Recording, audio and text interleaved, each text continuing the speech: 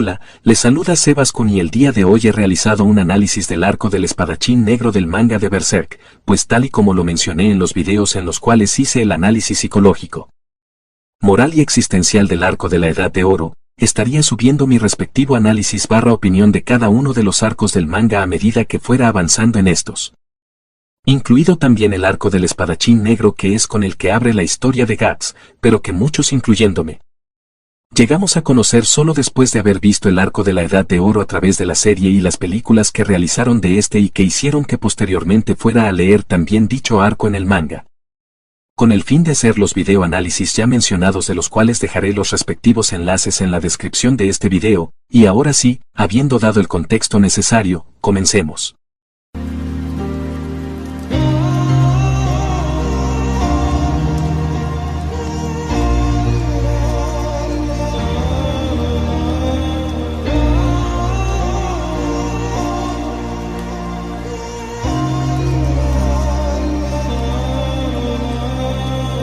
Desde la primera escena que se nos muestra, Berserk nos deja ver lo que será una serie explícita, cruda y sin tapujos, con un arte pulido de manera excelente y un estilo conciso y oscuro indudablemente característico de los 90.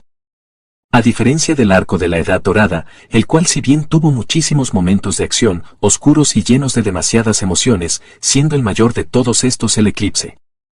también tuvo momentos de descanso y de pausa para después retomar la intensidad. En el caso del espadachín negro, este es acción constante de principio a fin, un acontecimiento tras otro sin tiempo de parar.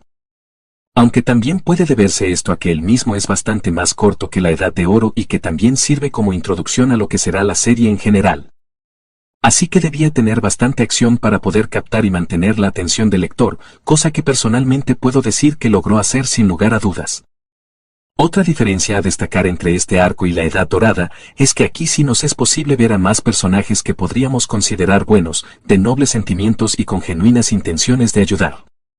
Ya que si ven la segunda parte de mi análisis, allí expreso que el 99% de los personajes de la obra son o seres malvados y deleznables o personajes que no se pueden llegar a considerar ni buenos ni malos como tal, siendo la única excepción a la regla Charlotte, quien a su vez tampoco considero que vaya a seguir siendo la chica dulce e inocente que se nos presentó al inicio de la serie, pero puede ser que esté equivocado en este punto. Sin embargo, en este primer arco es distinto, pues se nos muestra a Adolf y Colette, un monje y su hija que deciden ayudar a Guts mientras caminaba en medio de la tormenta, brindándole transporte a él y al elfo Pac de forma completamente altruista y desinteresada. No obstante, en medio del camino ocurre el lamentable suceso de ser atacados por los espíritus que continuamente están persiguiendo a Guts a causa de haber transitado por un lugar en el que acababa de librarse una batalla, muriendo ambos de una manera completamente cruel e injusta, siendo este el primer suceso que me impactó y afectó de una forma bastante fuerte, de los varios que se dan a lo largo de este arco. Y como lo mencioné antes, aquí contamos también con la participación de Pac, un personaje tan curioso como crucial según lo que he podido ver hasta ahora del mismo. Alguien que sin duda posee bellos y buenos sentimientos y podríamos decir que incluso un alma pura y que ha decidido acompañar a Guts en su sombría y truculenta aventura, lo cual me lleva a un punto importante que deseo tratar en este análisis. Una luciérnaga en medio de la densa noche. Trasladándome nuevamente a mis videos sobre la Edad de Oro, esta vez al primero de estos, cuando hablaba acerca de Guts y de su historia, expresé que el hecho de que él mismo hubiese nacido de un cadáver en un sitio que se encontraba rodeado de estos, si bien podría interpretarse como algo sumamente tétrico y lúgubre, también podía hacerse hasta cierto punto de la forma contraria. Pues el que un niño que acaba de llegar a este mundo para comenzar a vivir se encuentre en medio de tanta muerte y desolación, es un contraste que muestra que aún en los momentos y lugares más oscuros,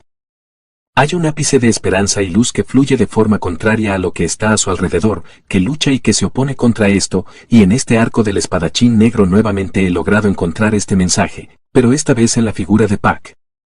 Pac es un personaje que hasta ahora me ha resultado muy interesante y agradable, brindándole un toque tierno y cómico a la sombría historia, y es a eso a lo que me refiero, que aunque Berserk sea sin lugar a ninguna duda un seinen excesivamente crudo, sombrío y cruel, también existen momentos de genuina luz dentro de este, de calidez y de comedia. Y el mensaje de que siempre existirá una luz en la oscuridad es uno que, como ya dije, se repite en más de una ocasión en lo que he leído hasta ahora de la historia.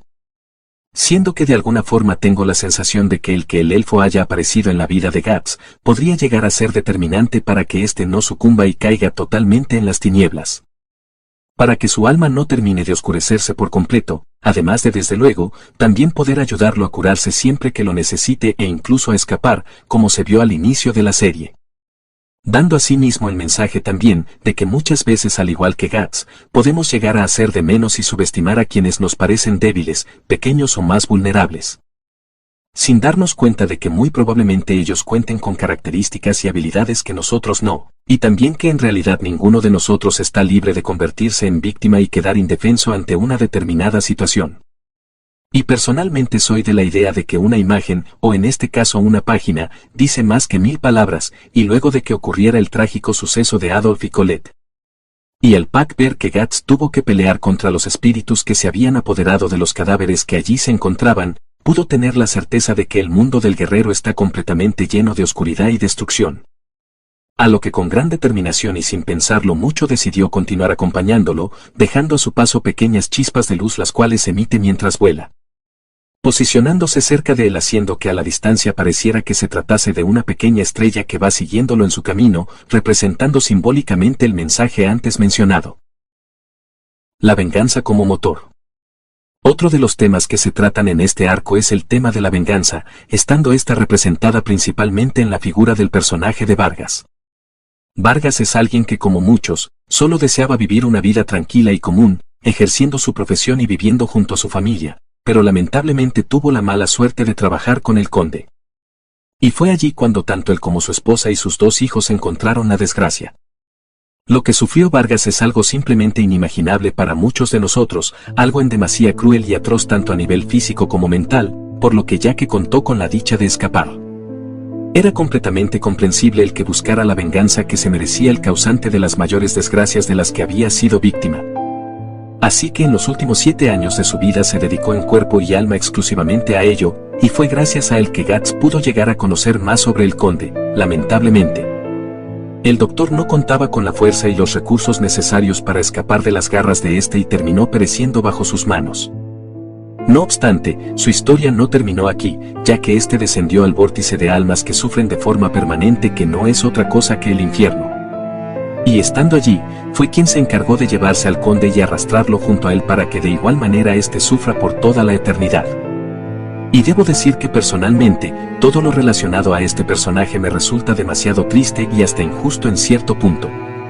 Como dije antes, él era alguien que no buscaba meterse en problemas ni asuntos que no fuesen de su incumbencia, sino que fue arrastrado a ese mundo horripilante y tenebroso en contra de su voluntad, y como ya dije también, era perfectamente entendible que deseara acabar con el conde, que toda su vida girara en torno a ello, pues como sabemos, incluso si la venganza nunca será algo bueno, sí es algo sumamente comprensible y natural en muchos casos. Además, sean cuales sean las razones por las que añoraba acabar con él, era un hecho que el hacerlo era sin duda lo mejor para todas las personas que habitaban en ese lugar, para su porvenir y su bienestar. Entonces, a lo que quiero llegar es a que no pienso que mereciera ser condenado a perecer para siempre en el infierno, por el mero hecho de que en sus últimos años de vida hubiese sido consumido por la venganza. Pues tampoco fue como si le hubiera hecho daño a otras personas o hubiese cometido atrocidades como las cometidas por los apóstoles u otros personajes de la serie. Pudiera ser que quizás, el manga nos hubiese querido dar a través del personaje y su historia, la lección de que la venganza es algo que corroe y corrompe el alma y que al continuar por ese camino, tal vez lleguemos a conseguir infligirle el castigo tan anhelado al responsable o responsables de nuestros males, pero de igual modo, pudiese ser que en el proceso terminemos descendiendo hacia la oscuridad. Y acabemos compartiendo la misma naturaleza y el mismo final que ellos. Aún así, reitero que me parece muy injusta la historia y el desenlace que tuvo el personaje de Vargas. Y hablando de injusticias, definitivamente tampoco considero que Guts merezca ser arrastrado al vórtice infinito al morir. Como indirectamente afirmaron los integrantes de la mano que lo haría porque ese es el final de quienes se involucran con demonios, y eso fue también lo que Puck entendió. Pero a ver, que no es como que Guts hubiese querido involucrarse con estos en primera instancia, sino que fue Griffith quien lo ofreció como sacrificio en contra de su voluntad. Actualmente sí que los está buscando pero para acabar con ellos. Para que dejen de causar daño y de llevar a cabo atrocidades, entonces definitivamente no le veo sentido a que en teoría ese sea el desenlace que le espera.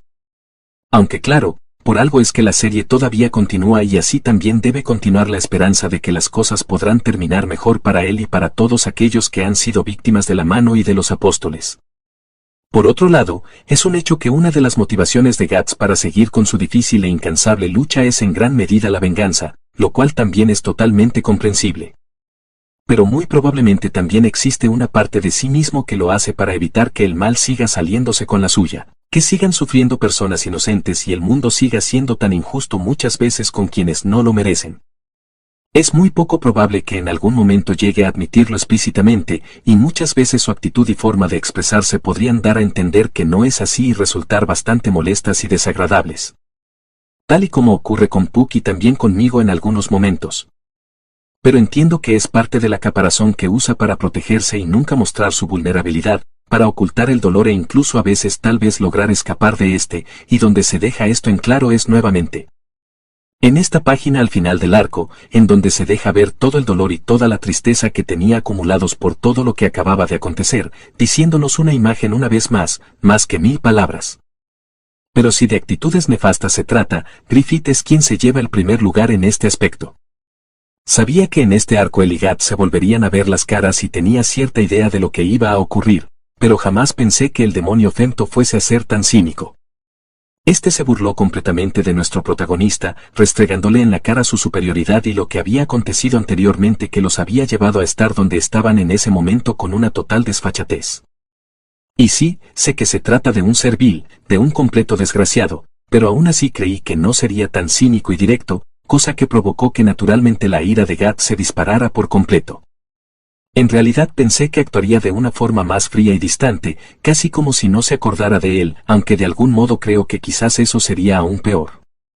De cualquier forma, el encuentro entre ellos siempre seguiría siendo algo extremadamente duro y difícil de sobrellevar para el pelinegro. Sin duda, creo que quienes empiecen a leer el manga a partir de este arco sin haber visto antes las series, tendrán una enorme curiosidad por saber cuál era la historia que habían compartido antes de eso, que había sucedido entre ellos previamente. Pero quienes como yo, comenzamos por las versiones animadas del arco de la Edad de Oro, sin duda hallamos este encuentro como algo sumamente fuerte y significativo y como un suceso cargado de peso emocional y narrativo. Negación y escape de la realidad. Este punto es tratado y representado en la historia a través de la figura del conde y de su hija Teresa, y es un tema que al igual que la venganza, se encuentra muy presente y sucede de forma bastante recurrente en la vida real de muchas personas. El conde era un hombre honorable, un modelo a seguir que tenía todo lo que pudieran desear otras personas en el mismo contexto y época, y por lo mismo trataba de darles lo mejor tanto a su familia como a la gente del pueblo, ayudándoles y protegiéndoles de cualquier situación que pudiese representar una amenaza o peligro para ellos de una u otra manera, según el código de valores y principios que regía en la sociedad que en la serie se nos presenta. Y es muy importante recalcar esto, ya que aquí la obra nos muestra también la primera crítica directa que hace contra el sistema de gobierno en el que la religión se sitúa a la cabeza de todas las decisiones que rigen y determinan el porvenir del pueblo y de cada uno de sus habitantes, es decir, la teocracia. Sé que esta crítica seguirá extendiéndose en otros arcos más adelante, pero aquí ya podemos ver en síntesis muchas de las consecuencias y repercusiones que este sistema de gobierno puede llegar a generar. El conde estaba plenamente comprometido con la casa de herejes, personas que practicaban una religión o unas creencias distintas a la oficial, independientemente de si éstas hicieran daño o no a los demás. Esto en nuestra sociedad no sería visto como algo bueno o aceptable, pues la libertad de culto es uno de los derechos fundamentales que tenemos todos y que a su vez es parte inherente de todo lo que engloba nuestra libertad como tal. A no ser, por supuesto, que se trate de prácticas nocivas y que atenten contra los derechos y la libertad de otras personas o que supongan un espectáculo público indebido para el resto de la sociedad. Pero en un contexto medieval esto no era visto de la misma manera, pues el que todos practicaran la misma religión y doctrina representaba la obediencia del pueblo no solo hacia sus gobernantes, sino también hacia la autoridad divina o sobrenatural que en teoría se manifestaba a través de ellos. Por ello, según la forma de pensar del conde, él estaba haciendo el bien indudablemente, cumpliendo con su deber para con su gente y la sociedad al acabar de alguna manera, con el mayor mal que puede haber en una sociedad teocrática. Pero como bien dice el dicho, a veces estamos muy ocupados cuidándonos de las amenazas externas, que no somos capaces de ver aquello que tenemos más cerca, que puede estar incluso frente a nosotros. Y como ironía del destino, la propia esposa del conde resultó ser parte de ese grupo de herejes que él se había dedicado en cuerpo y alma a erradicar, tan es así que la encontró en plena orgía, misma que simbolizaba una especie de ritual. No se nos dice el por qué ella decidió formar parte de ese grupo ni desde cuándo lo hacía, o si incluso ya era parte de este desde antes de casarse con el conde, pero sí se nos dice que ante este hecho él quedó devastado. Devastado ante la traición y la infidelidad, devastado al verse a sí mismo como una burla y sentir también que lo era para todos los demás incluyendo sus enemigos. Quienes eran los miembros de ese grupo y representaban el mal que no había sido capaz de vencer y que estaban allí, burlándose y mofándose de él. Debido a esto estalló en ira y pudo acabar con todos menos con ella, la mujer con la que había formado un hogar y que ahora era la responsable de su completa desdicha. Y para poder escapar de esta había decidido terminar con su vida, pero el Vejelit y la mano tenían otros planes para él. Y fue así que se convirtió en un ser demoníaco y atroz, capaz de llevar a cabo los más crueles crímenes y monstruosidades, siendo los deseos que subyacen detrás de su decisión y de su destino, el de negar sus emociones y sus sentimientos.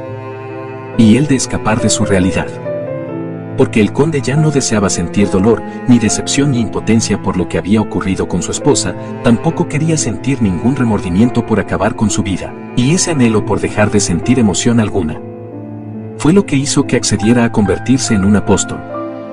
Y una vez ya siendo uno, fue capaz de escapar de la realidad que hasta ese entonces había tenido al dejar atrás su humanidad. Ya no quedaba nada del hombre honorable que había sido traicionado y había sufrido enormemente a causa de ello. Seguía siendo el gobernante pero ya no era ni el reflejo de lo que solía ser antes, el único vestigio que permanecía intacto de ese entonces, lo único que le recordaba aquello que alguna vez fue, era su hija Teresa. Indudablemente el destino que sufrió el conde fue sumamente trágico y lamentable, personalmente no puedo decir que lo haya sentido tanto como el de Vargas, pues sus acciones siendo un apóstol como bien sabemos, fueron completamente enfermas y deleznables, y aún siendo un ser humano, sus motivaciones de luchar contra los herejes y el luego enterarse de lo que hacía su esposa, es algo que como dije antes, debido a los principios y la forma de pensar que tenemos a día de hoy, no es algo con lo que a título personal pueda empatizar demasiado. Aún así, también como ya lo expresé, comprendo que en la época y el contexto en el que se desarrolla la serie, esto sin lugar a dudas tiene un peso y un valor innegablemente fuertes. Teresa, la hija del conde y a quien éste le fue imposible sacrificar, pues como lo expresé antes, era lo único que quedaba de la época en la que había sido humano. El único ser inocente y libre de culpa en medio de toda la podredumbre que había impregnado todo a su alrededor, y también, la única persona por quien aún sentía amor, por quien su alma aún conservaba una pizca de humanidad. Y fue esa misma humanidad la que le hizo sacrificarse por ella, dejándose llevar por el vórtice de almas en tormento por toda la eternidad, permitiéndole a su hija el que tuviese una nueva oportunidad de continuar con su vida. La oportunidad que sus padres habían perdido ya. Ella por su parte terminó deseando con todas sus fuerzas el no haber pedido tener libertad, el nunca haber salido de su habitación el día en que se dio la batalla entre Gats y su padre, y que el pelinegro jamás hubiese llegado a su pueblo. Deseó el volver a permanecer encerrada, sin conocer nada ni hablar con nadie, pero tampoco saber nada acerca del pasado de sus padres ni de las cosas oscuras y terribles que existen en el mundo, ella al igual que su padre. Deseaba negar la realidad y así tal vez lograr escapar de esta. Y en algún momento muchos de nosotros hemos deseado esto también, escapar de nuestra realidad y del mundo que nos rodea, fingir que las cosas son distintas a como en realidad son o poder olvidar aquellas que nos afectan y nos hacen sufrir. A veces se pretende negar y escapar de la realidad tratando de suprimir o eliminar nuestros sentimientos y emociones, tal y como lo hizo el conde, a veces encerrándonos en una burbuja que aunque no nos haga felices, si nos sirve como blindaje al protegernos del dolor, como Teresa quisiera haberlo hecho. Pero el escape y la negación siempre terminarán tarde o temprano cayéndose por su propio peso, dejándonos ver al final del día la realidad de las cosas de una forma más cruda y dolorosa a como sería si la enfrentáramos desde un principio sin intentar escondernos, pues por más dura que ésta sea, solamente afrontándola y asumiéndola en su totalidad es como nos será posible procesarla y superarla tarde o temprano, por más difícil que pueda ser.